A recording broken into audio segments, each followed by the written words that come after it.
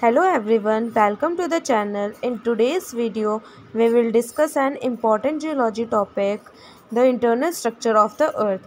This topic is very important for an exam point of view, whether it is UPSC, GSI or GATE NET exam. तो आइए हम next slide पे चलते हैं and earth के internal structure के बारे में पढ़ते हैं। इससे पहले एक बार आप सोचो कि हमारे अर्थ सरफेस के अंदर आखिर है क्या, और कैसे स्ट्रक्चर्स हैं और वो कौन से फैक्टर्स हैं जिनकी वजह से अर्थक्वेक और वॉल्केनो जैसे डिज़ास्टर देखने को मिलते हैं। तो चलो हम जानते हैं आगे, हम इस लेक्चर में इन सब के बारे में पढ़ेंगे। So let's start now. जो हमारा अर्थ इंटरनल स्ट्रक्चर होता है वो कंसेंट्रिक लेयर्स का बना हुआ होता है। इन कंसेंट्रिक लेयर्स को हम दो बेसिस पे पढ़ते हैं। पहला केमिकल कंपोजिशन के बेसिस पे, दूसरा मैकेनिकल प्रॉपर्टीज़ के बेसिस पे। तो हम पहले केमिकल कंपोजिशन के बेसिस पे पढ़ेंगे। हमारी जो अर्थ है उसको हम 3 मेजर लेयर में डिवाइड करते हैं। First crust, second mental and third core layer.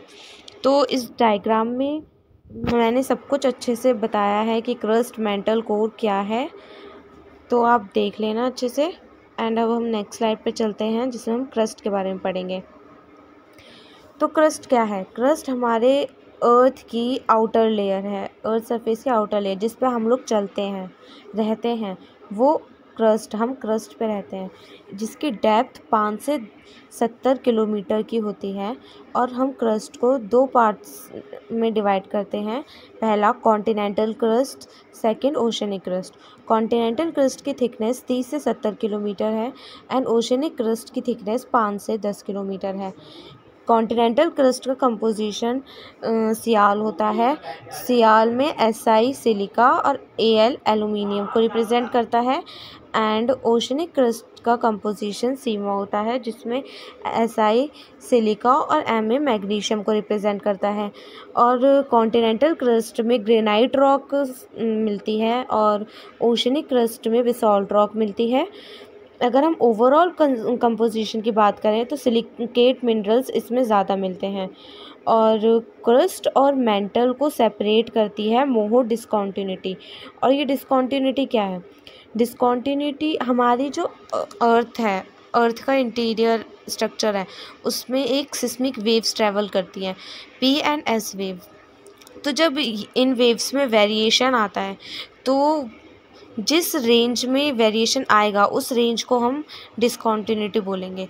तो जो क्रस्ट और मेंटल को सेपरेट करती है उसे हम मोहो डिस्कॉन्टिन्यूटी बोलते हैं। तो अब नेक्स्ट स्लाइड पे चलते हैं। इससे पहले मैं आपको एक और चीज़ बता देना चाहती हूँ कि हमारा जो ये क्रस्ट है उसमें कुछ टेक्टोनिक मूवमेंट्स होते हैं जिस कारण बहुत सारे फीचर्स डेवलप होते हैं, जैसे कि मिड ओशनिक रिजेस, जैसे कि मैंने आपको इस डायग्राम में दिखाया है। मिड ओशनिक रिजेस, जब 2 प्लेट्स अपोजिट डायरेक्शन में मूव करती हैं तो मिड ओशनिक रिजेस बनते हैं। ऐसे ही ट्रेंचेस बनते हैं। तो ये सब हमारे क्रस्ट में बनते हैं। एंड अब चलते हैं नेक्स्ट स्लाइड पे जिसमें हम मेंटल के बारे में पढ़ेंगे। तो मेंटल क्या होता है? मेंटल जो है वो largest layer of the earth है और क्रस्ट के बाद जो लेयर आती है वो मेंटल होती है। और इसकी जो डेप्थ है वो 70 किलोमीटर से 2900 किलोमीटर तक है। इसको हम डिवाइड करते हैं 2 पार्ट्स में। पहला अपर मेंटल, दूसरा लोअर मेंटल। अपर मेंटल को हम एस्थेनोस्फेयर बोलते हैं और लोअर मेंटल को हम मेसोस्फेयर बोलते हैं। अपर मेंटल जो है वो सेमी मोल्टन स्टेट में होता है, डक्टाइल होता है और इसमें प्लेट टेक्टोनिक मूवमेंट्स होते हैं, जो मैंने आपको अभी बताया थोड़ी देर पहले क्रस्ट में कि प्लेट टेक्टोनिक मूवमेंट्स होते हैं। तो वो हमारे अपर मेंटल के कारण ही होते हैं, क्योंकि उसमें कन्वेक्शन करंट जो डेवलप होता है उस कारण प्लेट टेक्टोनिक मूव करती हैं। और लोअर मेंटल जो होता है वो सॉलिड और रिजिड स्टेट में होता है ड्यू टू हाई प्रेशर। और अगर हम इसके ओवरऑल कंसंट्रेशन की बात करें तो इसमें भी सिलिकेट मिनरल्स मिलते हैं। बट अगर हम अपर मेंटल की बात करें तो अपर मेंटल में ओलिवीन मिलता है और लोअर मेंटल में पेरिडोटाइट मिलते हैं। अब मेंटल और कोर को जो सेपरेट करती है डिसकॉन्टिन्यूटी वो है गुटेनबर्ग डिसकॉन्टिन्यूटी, और जो अपर मेंटल और लोअर मेंटल को सेपरेट करती है वो होती है रेपीटिव डिसकॉन्टिन्यूटी। तो अब हम चलते हैं नेक्स्ट स्लाइड पे, जिसमें हम कोर के बारे में पढ़ेंगे। ये जो कोर होता है वो inner most part of the earth होता है। इसकी डेप्थ 2900 किलोमीटर टू 6371 किलोमीटर होती है। इसका कंपोजिशन होता है नाइफ, Ni हो गया हमारा निकल, एंड आयरन Fe हो गया आयरन। तो कोर को भी हम दो पार्ट में डिवाइड करते हैं। पहला outer core, second inner core. Outer core जो होता है वो लिक्विड स्टेट में होता है, इनर कोर सॉलिड स्टेट में होता है हाई टेम्परेचर के कारण और इमेंस प्रेशर के कारण। और आउटर कोर जो है उसमें अर्थ मैग्नेटिक फील्ड जनरेट होती है कन्वेक्शन करंट के कारण। और मैग्नेटिक फील्ड जनरेट होती है किस वजह से? क्या होता है कि कोर में आयरन निकल मिलता है, तो जब ये आयरन निकल रोटेट करता है तो अर्थ मैग्नेटिक फील्ड जनरेट होती है, ठीक है। और आउटर कोर इनर कोर को सेपरेट करती है लेमनबर्ग डिसकॉन्टिन्यूटी। सो अब हम नेक्स्ट स्लाइड पे चलते हैं, जिसमें हम पढ़ेंगे अर्थ के इंटरनल स्ट्रक्चर को मैकेनिकल प्रॉपर्टीज़ के बेसिस। हम अर्थ के इंटरनल स्ट्रक्चर को मैकेनिकल प्रॉपर्टीज़ के बेसिस पे पढ़ेंगे, जिसमें हम फर्स्ट लिथोस्फेयर के बारे में पढ़ते हैं। तो ये जो लिथोस्फेयर होता है वो outer most layer of the earth होता है, जिसमें क्रस्ट और अपर मेंटल को हम इंक्लूड करते हैं। ये रिजिड और ब्रिटल होता है और इसकी जो डेप्थ होती है वो 5 से 100 किलोमीटर होती है।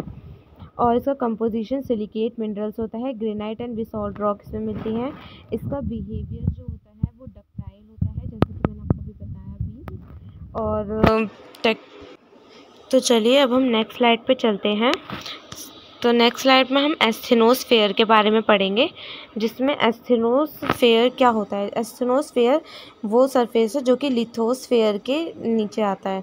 इसकी जो डेप्थ है वो 100 से 700 किलोमीटर की डेप्थ है और ये सेमी सॉलिड स्टेट में होता है और ये डक्टाइल बिहेवियर होता है इसका। कंपोजिशन इसमें सिलिकेट रॉक्स मिलती हैं और बिहेवियर तो बताया मैंने, डक्टाइल होता है और इसमें कन्वेक्शन करंट जनरेट होता है। तो नेक्स्ट स्लाइड में अब हम पढ़ेंगे डी लेयर के बारे में। डी लेयर क्या होता है? The D layer is found at the boundary of between mental and outer core. तो डी लेयर कहाँ मिलती है? मेंटल और आउटर कोर के बाउंड्री पे मिलती है, जिसकी डेप्थ 2900 टू 3000 किलोमीटर डेप्थ होती है इसकी। और जो ये डी लेयर है उसका वो मोल्टन स्टेट में होता है और इसका कंपोजिशन आयरन और सल्फ़र होता है। आयरन और सल्फ़र इसमें सबसे ज़्यादा मिलता है और इसमें इसका बहुत ही हाई प्रेशर और टेम्परेचर होता है। तो आज बस हम यहीं पे अपना लेक्चर ख़त्म करते हैं। एंड ये डायग्राम है, आप ये सारे डायग्राम्स को देख लेना अच्छे से। So please like and subscribe my channel. Thank you.